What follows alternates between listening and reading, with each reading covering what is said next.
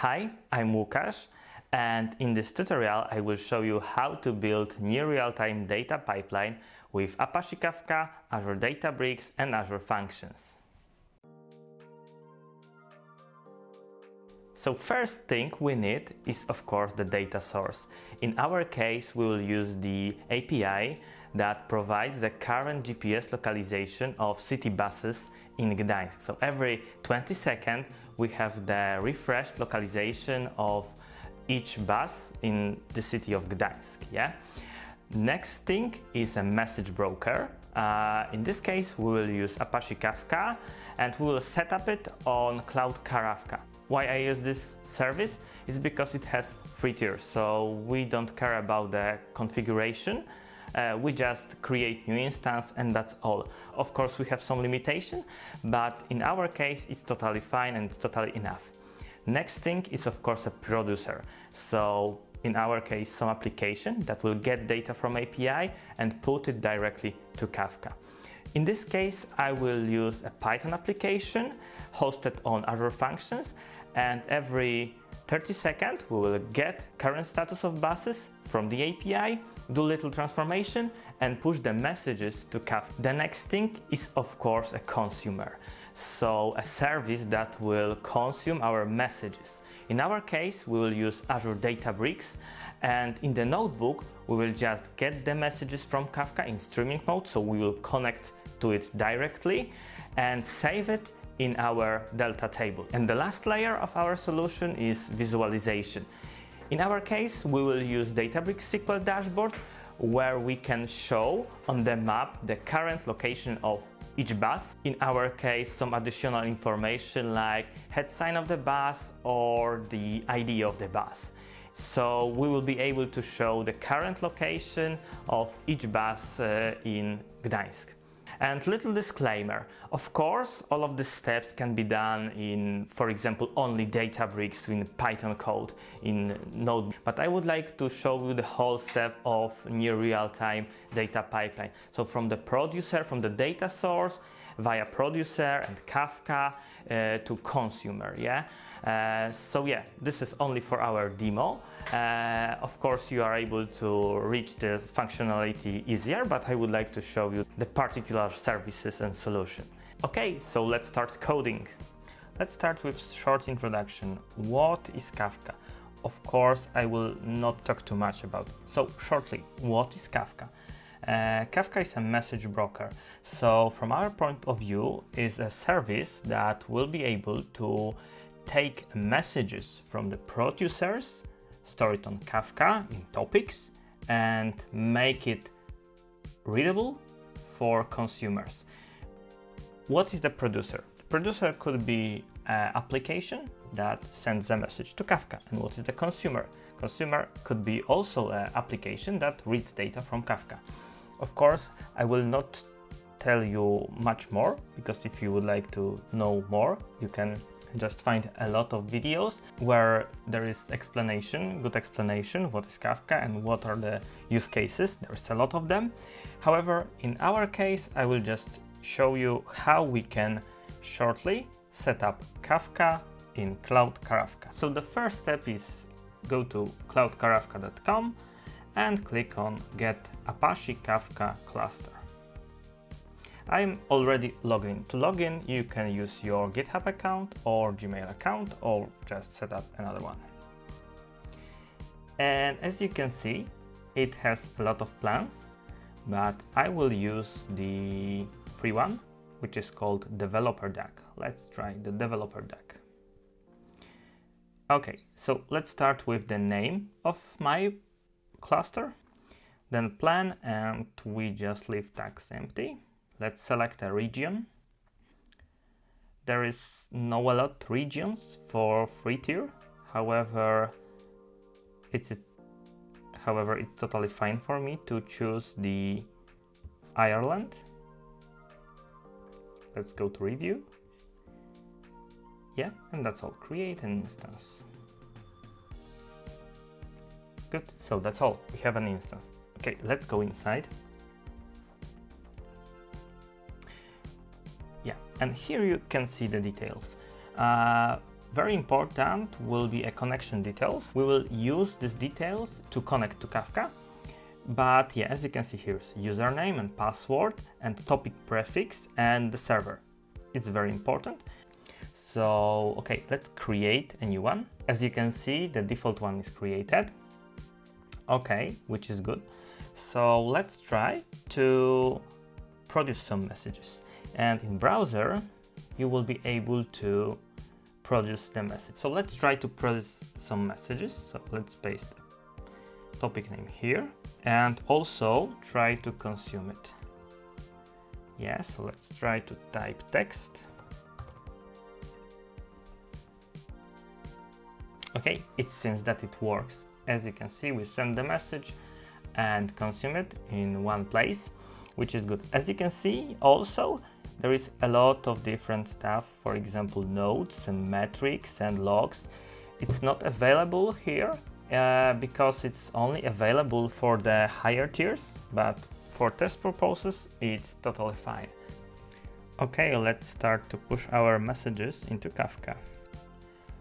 What I will try to do in this demo, I will try to send messages to Kafka from API, and I will use the API that provides us the GPS localization of city buses in Gdańsk. And as you can see, here is this API. It's what it returns.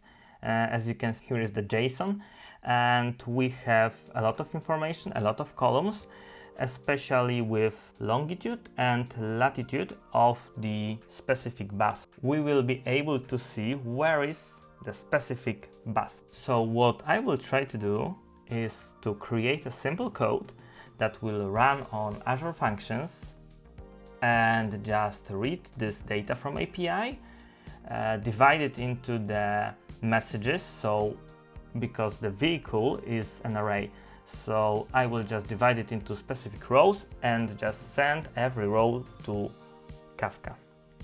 Then from Kafka we will be able to consume it with, for example, Databricks. So let's start our work and go to Visual Studio Code. Okay, so I have already created the function app, but if you don't have, we can create it from here. So let's create a function, create function app in Azure. You need to provide a name, so let's try with Cloud BI Bus Monitor Second. Select the runtime stack, so let's use Python 3.9. The location, it could be West Europe, and let's wait when it will be created. Okay, so our function app is created. Of course, to make it work, you need Azure plugin installed into your Visual Studio Code. Okay, so we have the function app, which is good. I will use a function that was created previously. Okay, so what's now? Let's create an function. So let's go to workspace and then create on plus, create a function, create new project, set up the location of your project, choose the language, an interpreter, and I will use you need to set up the trigger. The trigger in our case will be time trigger, because every 30 seconds I would like my function to get the data from API and then push it to Kafka. Choose the trigger name, so let's call it Cloud BI Monitor 30 seconds. And you need to set up the Chrome expression. In my case it will be every 30 seconds, and open in current window. Let's wait when the project will be set up. Okay, first thing you need to do is select Python interpreter.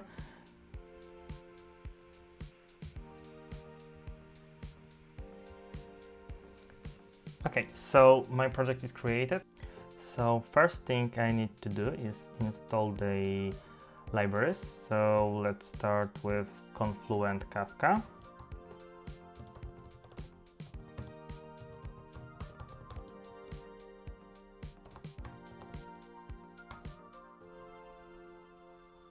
Okay, as you can see in my virtual environment, I already have it, but if you don't have it, you need to install it. So what's more, I need also the requests packet.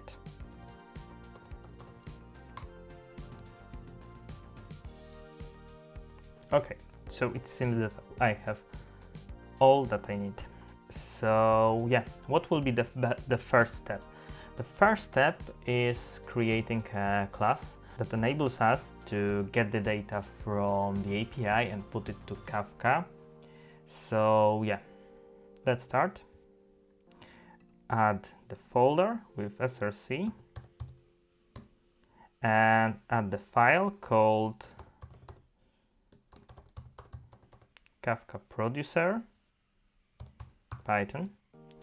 Yeah, and right now we are able to just get the code from my repository. The link to the repository will be in the description of this video.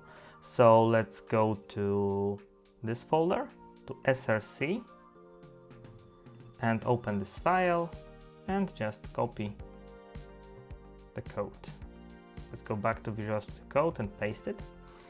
And yeah, what we have here,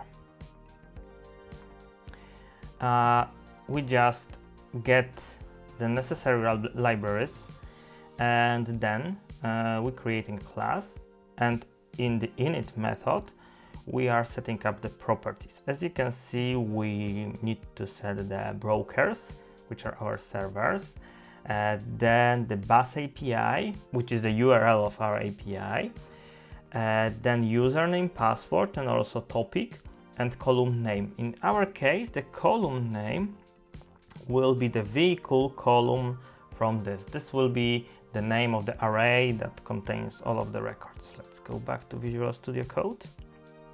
Okay, as you can see, we have here the OS getenv, and in this case we will have a special configuration file which is here in local JSON settings. So when you run the function locally, it will get the records from here, but if you deploy it on the cloud, it will read the configuration from the configuration of our application. So for example, as you can see, here is the configuration tab, and I have all that I need. Most of them, I mean brokers and password and username, are in Key Vault. But firstly, we will need to add these properties directly to our JSON file in local Visual Studio project, and thanks to it we'll be able to test our code locally. So let's go to repository once again. And you are able to see the sample of the JSON file. Let's copy it.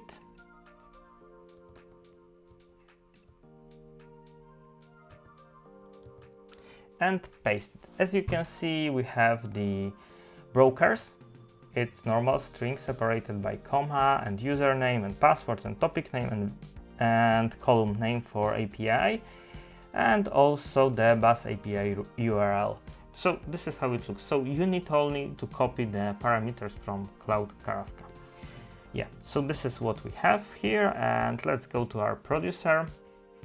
The next function that we have in our class is get data from API. As you can see, it just get the data and get the text and return it. Then we have the delivery callback. It's used to produce the message. When the message will be sent successful, you will get information that the message was delivered. In other case, the delivered failed. Okay. Yeah, and here we have the run function, which runs the process. So what we are doing here is just set up the servers, the necessary properties, the servers, session timeout, and so on. It's based on the example that you are able to see on official repository of Cloud Kafka. Yeah, here is also username and password and topic name, and as you can see we have the producer, which is new producer, and with the configuration. And the next step is just get the data, the JSON from our API, but we only would like to get the vehicles. Yeah, and for each row we will create a message which is particular row from this array and just send this message directly to our Kafka. And that's all. So our class is ready. Let's go then to the init method. In init method there is of course a sample, so what we are gonna do is just add a producer run method, and it should be enough for now. Okay, and as you can see we have it. We need also to import our class in init file, okay, and extend the requirements file, because this is for our Azure Functions what libraries need to be installed. So we have two of them, the requests and Confluent Kafka. Okay, let's save it and try to run our function. So let's go to debug and try to run it.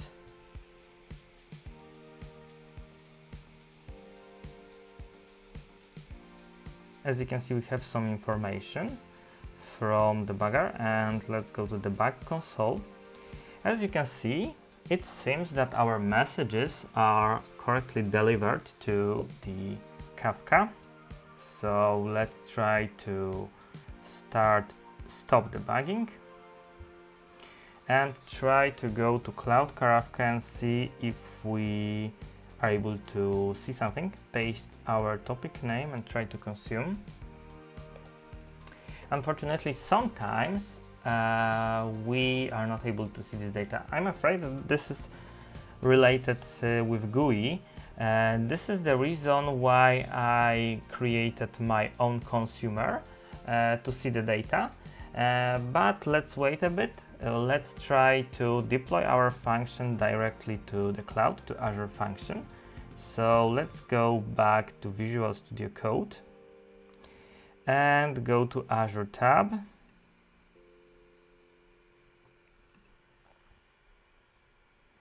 Right, and as you can see, here is our function app that we created. Yeah, so this is our app. To deploy our project, we'll need to click on here and deploy our function app and choose the function. Yeah, and just click deploy. I won't do this because I have already working, so it's not necessary, but if you click deploy, it should be enough.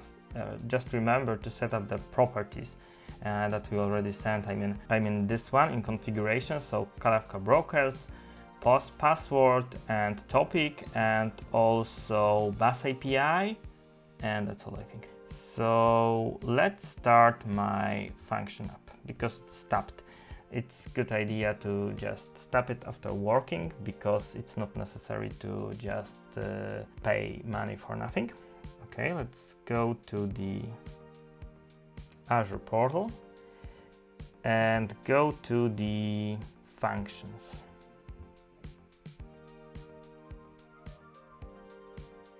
Okay, you can see my function.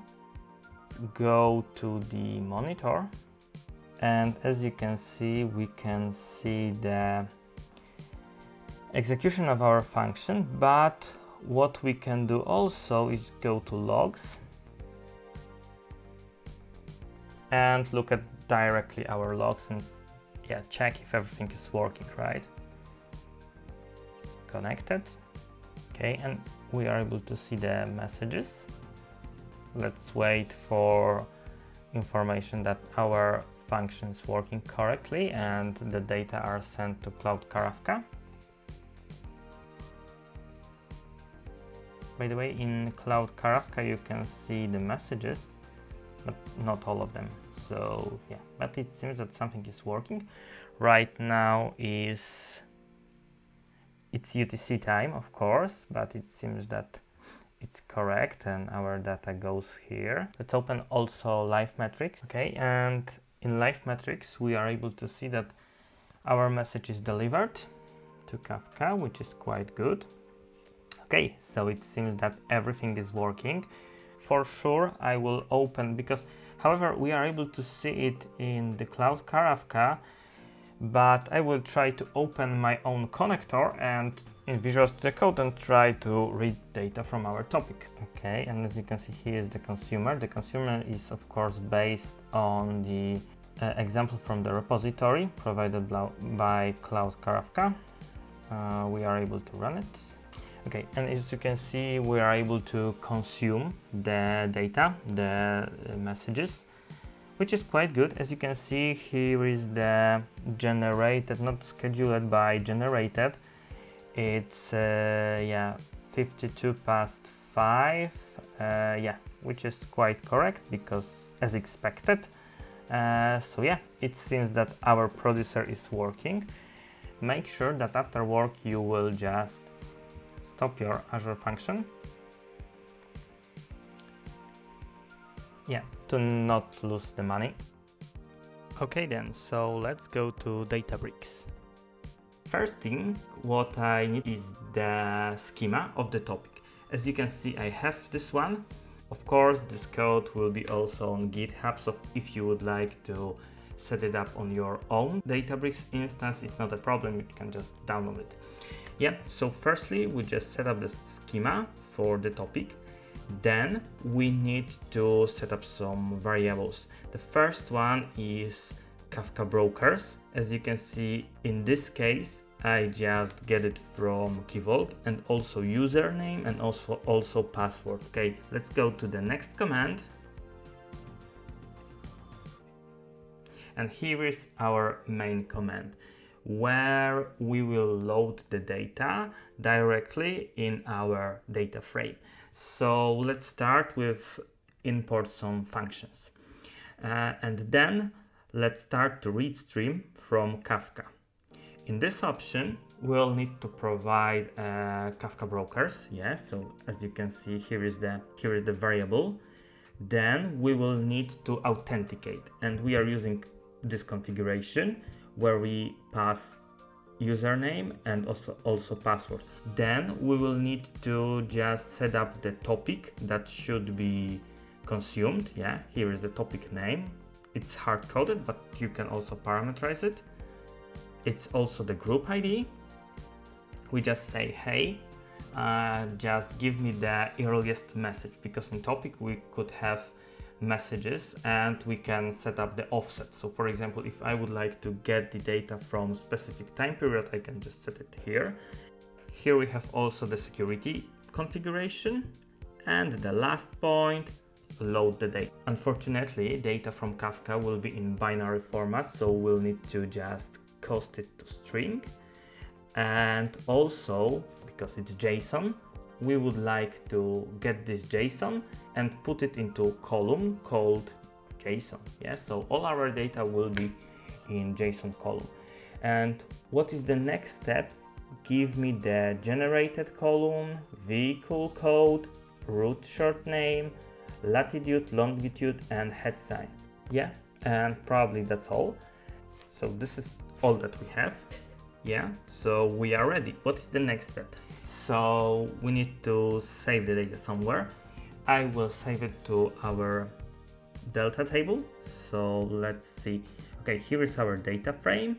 Let's write the stream in Delta format in output mode append, so all rows will be appended to our table. Let's trigger this procedure every 30 seconds, which means that every 30 seconds we will go to Kafka, take new records and put it directly to our Delta table.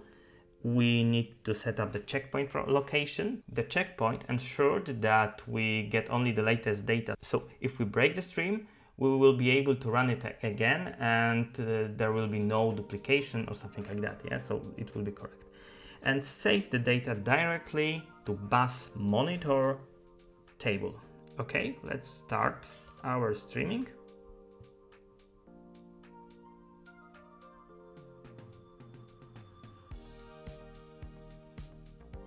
As you can see, stream is initializing, but wait a second. As you can see, our stream is initialized. Sometimes it takes more time. Let's check if our data are saved to tables. So let's paste the code. Here is our table and run it. Yeah, as you can see, we have some data. Let's sort it. Yeah, it's still the old version, so let's try to select the maximum of generated.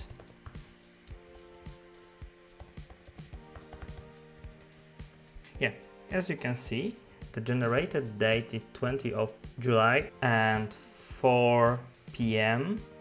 UTC, which is quite good because I am recording this video exactly at this time. Okay, perfect. So what is the next step?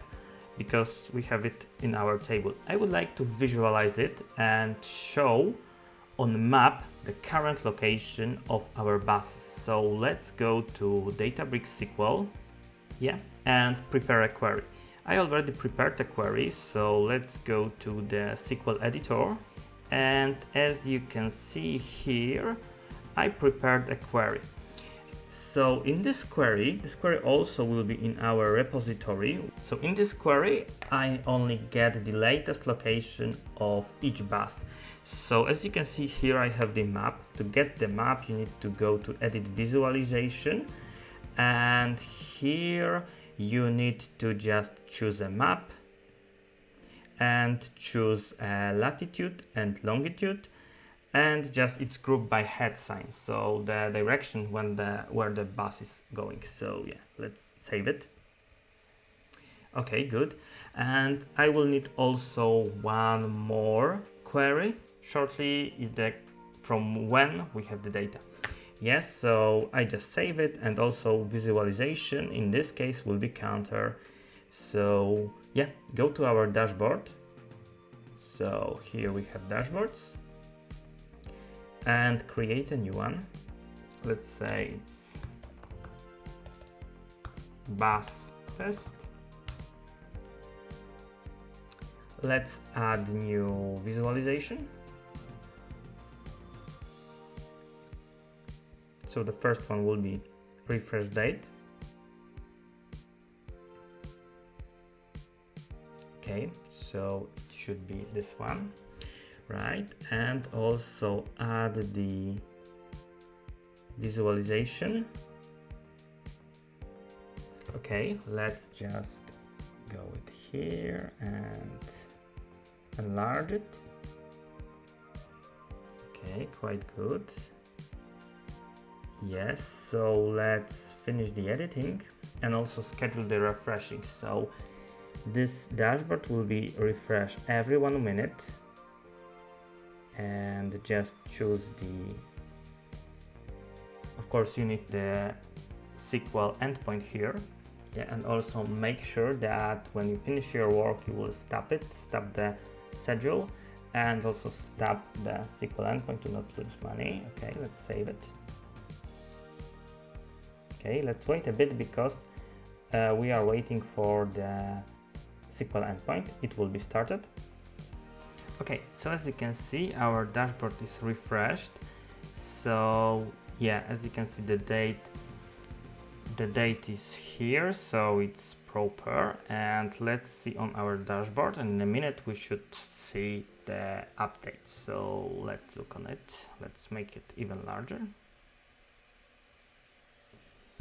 When you hover on this point, you will see the information about the bus, and when you click you will have more information like latitude and longitude. Okay, it disappears, so probably it's somewhere. Yeah, and as you can see, it's working. You can watch where is the specific bus. I think it's working correctly. I just add this condition to show only one bus on our map. So let's save it and go to dashboard.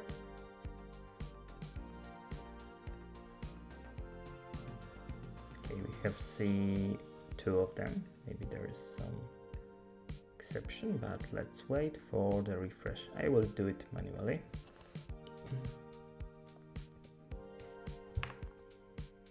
Okay, Here we can see that our bus changed the location. Let's wait 30 seconds more.